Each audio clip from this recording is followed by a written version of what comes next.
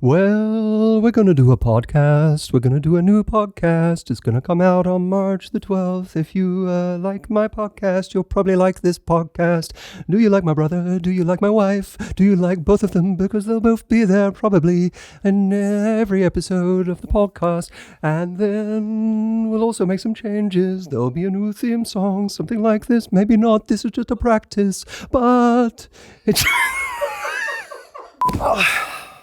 Well, as some of you know by now, and how could you not, we are launching a new version of the Love Life podcast. And that, what you just saw, that is but a taste of what is to come. New Love Life podcast, new me, new you. The point is, it's going to be great. And that song you just heard, potentially more where that came from. We might even have a new theme song. That one I just did took me at least 4 hours. So, haven't got all the time in the world. But it is going to be a great podcast. It's coming out on March the 12th. There will be sunglasses. All right. Well, for today, there is a new podcast. It's not the new podcast, but it is a new podcast. And it's one of me and Audrey sitting discussing listener questions on the Love Life podcast. And oh boy, we have a story for you today. Listen to this. This is like a true crime episode. It's not actually a crime, but it is sort of criminal. So check it out. And if you haven't already, make sure that you are signed up to the event I am doing in a week's time, the Heartbreak live event. How to heal from heartbreak, how to get closure, how to know what to do when you are in the worst pain of your life, when you're feeling the regret or the shame of wanting to have done things differently, when you wish you could go back and change something that might have prevented the heartbreak from happening, when you're worried that you've lost the one person in the world that is actually for you, when you don't know what to do about the no contact period and what that actually means. I'm going to be giving you my best advice on how to handle the pain of heartbreak, how to move on, and how to get closure. And it is all happening live, one time only, on the 25th of February. So if you are in that pain right now, come and join us. You can go to the link lovelifetraining.com and register for free right now. And I will see you on the day. I'll send you an email with all of the details. Sign up now. It'll take you 10 seconds. lovelifetraining.com. I'm not going to do a theme song for that one. I might do the theme song for that one. Enjoy the podcast. Emma says, I've been with someone for 11 months. 2 weeks ago, he went to the shop. I called him and he texted to say he was waiting for a takeaway. 40 minutes later, he texted me to say he wasn't coming home. He was sorry, but he was done. Since then, I've been in complete turmoil. He has made contact, but a lot of it revolves around his feelings. How can I move on with what feels like no closure and no explanation? I have 3 children whom he's also walked out on, and so how do I make sure his abandonment doesn't affect them? He is not their dad, but has 5 of his own children he has little/no contact with. Thank you so much for your amazing podcast, Emma. Outrageous. Who is this dude? There's a lot going on there. Do you want to know something that I think is a massive red flag that doesn't get talked about enough? Whether his own kids won't talk to him? Yeah, that he has kids. I know someone-ish, like friend of a friend, distant person, who has had 2 children from 2 different mums and has no contact with either of them. Mm-hmm. And I just think that is such a red flag. Like, why can't you take care of your own children? What is wrong with you? It's a huge red flag. It's a huge red flag. How did he has 5 kids and he's not close to any of them? Yeah, he has 5 kids of his own. But he has little to no contact with. That is, oh God, where do you begin with that? There is something deeply, deeply wrong with that. And I don't know when she knew. What's her name? Emma. I don't know, Emma, when you knew that he wasn't close to his own children, all 5 of them. But at a certain point, you have to ask, on what basis am I assuming he's going to have any loyalty to us as a family when he doesn't even have any loyalty to his own. We're his volunteer family. We're the family he volunteered for this year. But what does it say about this person if they have no contact with their own 5 children? The fact that he walked out of nowhere, said he was going to the shops and then didn't come back. You're wondering about closure. You got it. You got it. He showed himself to be completely, I'm guessing that he put forward a very different image than the one that showed. But the one that showed, that's him. Who he's been pretending to be for 11 months, that's someone else. But you just found out who he is. That is closure. He showed himself to be someone so callous, so cruel, so unempathetic and cold that he could just pretend to go to the shops and then be so cowardly as to send you a message saying, I'm not coming back. A message. He's a coward. He is a coward. And that might, by the way, that's almost certainly the most polite word you could possibly find for this person, because it says to me personality disorder. But coward is the best thing you can say about him, the most moderate thing you can say. It's viciously selfish. Well, and even what she said afterwards, that even now when he reaches out, which apparently he still does, The audacity. It's about him and his emotions, but that tells you everything you need to know. It's about him. And it should now, again, assuming you knew before that he wasn't in contact with his own kids, you just found out why.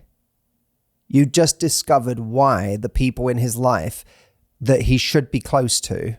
Again, if he had one difficult child who decided he didn't want to talk to his dad, that's one thing. When you got 5 kids and you're not close to any of them, he hasn't got 5 psychopaths for children, right?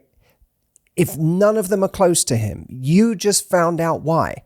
So this is closure.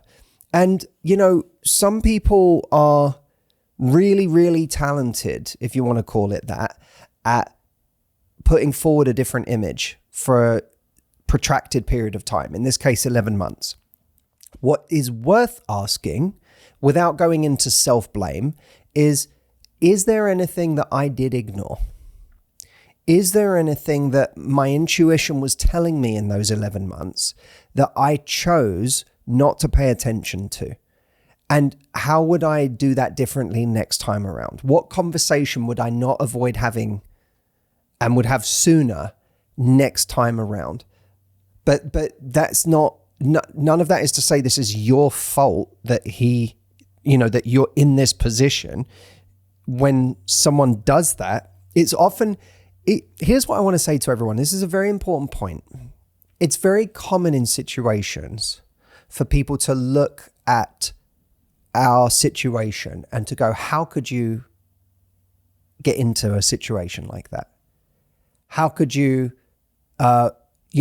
ignore so much that you would end up in a situation like that with a person like that? That gets said a lot about victims of abuse, victims of narcissists, victims of all kinds of situations. But what people don't realize when they're making those judgments from the outside is that even when our intuition is telling us something is off, even when we're seeing certain red flags, what people do in their worst moments, what people do in their most destructive moments, what people do at the true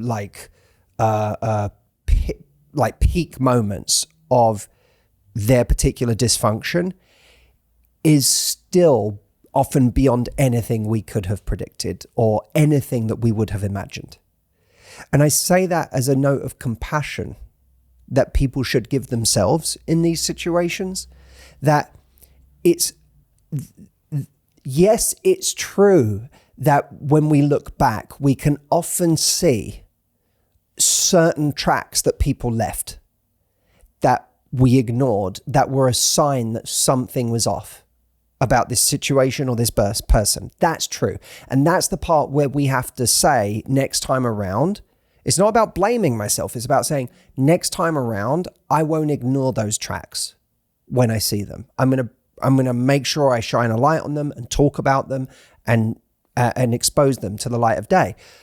However, self-compassion should come from the fact that we often, even when we see those tracks, it's often still absolutely shocking where they lead. And it's still a huge jump from what we've seen already. Like, I can guarantee that it is a jump from anything she had seen in those 11 months, no matter what writing she may have seen on the wall. Of course. It was a hell of a jump from that to someone saying they were going to go to the shops and never coming back. So don't ever, when people try to make you feel stupid for putting yourself in a certain situation, like, oh, he's not close to his own kids. Didn't you see that was a red flag? Yes, that is a red flag when you've got 5 kids and you're not close to them or you don't speak to them. But it doesn't follow that you would then predict that they would say they're going to the shops and never come back. The key thing here is to not ignore those tracks next time if there were things that you saw that you ignored in your intuition. And the second thing is to realize that the closure you're looking for, you already have. That the mask came off and you just saw who this person really is. And when they call you and they text you and they play a sympathetic tune about their own emotions, they're showing you even more who they are. Because what they're saying is, you, the victim, are not the headline for me. What I've done to you is not the headline to me. The headline to me is the confusion and the struggle that I'm going through, despite the fact that I'm the one who has, wreaked havoc after 11 months on you and your children.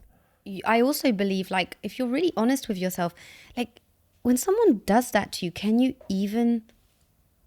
would you even take them back? Like, this idea of closure and explanation, that only really almost should qualify for someone who's actually, you've potentially lost someone valuable. Like, to me, it's like, this man is so not valuable. What an absolute idiot. He's a goon. I knew a couple when I was a lot younger. I was a teenager, but they were a couple in their 40s, maybe 50s. Isn't it so funny when you're like a teenager and you see people who are like our age, you're like, oh my God, they're so old. And then now we're our age and we're like, how dare you? We're so young. But we are, to teenagers, we're old. That's what I mean. Like, we're like really so old. Like, I feel like when I was a teenager, anyone that was older than 21 was just basically dead and like irrelevant. They weren't on your radar. Yeah. Yeah. But I knew this couple who she was a bit older. He was about 10 years younger than her. Maybe she was in her 50s. He was in his 40s. And we used to see them on a vacation we used to go on. They owned a business in this place that we used to go on holiday. And we always got on really well with them. We thought they were really lovely. And one day the guy just disappeared, just up and left, like without a trace. And it felt like this drama. It was like this drama on vacation that, that he had done this, and we used to hang out with them, and we were like, what the hell? And my mum and dad. Same thing happened to me with my neighbors. Oh, weird. Yeah, But you know what was crazy is that once we got into it with her, and she was like beside herself that he had just disappeared or whatever, it turned out he had done this once before. Like, he had done the same thing once before. So although she was shocked by it, she wasn't so shocked because he had actually done this before. And that's to the point you're making. When you take someone like that back, you have to ask yourself, on what basis am I deciding that they are not capable of doing that exact same thing again? 100%. I always think this when people break up and get back together. So like, I'm not saying every time somebody breaks up with you, but I think every time somebody shows themselves to treat you in a careless way, discard you, dismiss you, or something that just, to me, it's like that's the same person that can jolt you at the altar. Well, what they've shown is that that's how they respond to problems in life. That at its essence, because him feeling whatever he was feeling, let's say he was feeling trapped, let's say he had an urge to go be with someone else, there was some kind of internal challenge that he was facing, right? And people face those kind of challenges in relationships a lot. People get scared. People, oh my God, can I do this? Whatever. People have those thoughts. Those thoughts they're not the end of the world. They're human thoughts. But what he has shown is this is his reaction to an urge, to a thought like that, to a fear, to feeling claustrophobic, to whatever he was feeling. His response is to lie about going to the shops and then not come back and then text her saying he's not coming back. That's his reaction to a problem. And when someone reacts to a challenge in that way, you have to say, this is what this person does when they feel challenged by something. This is their reaction.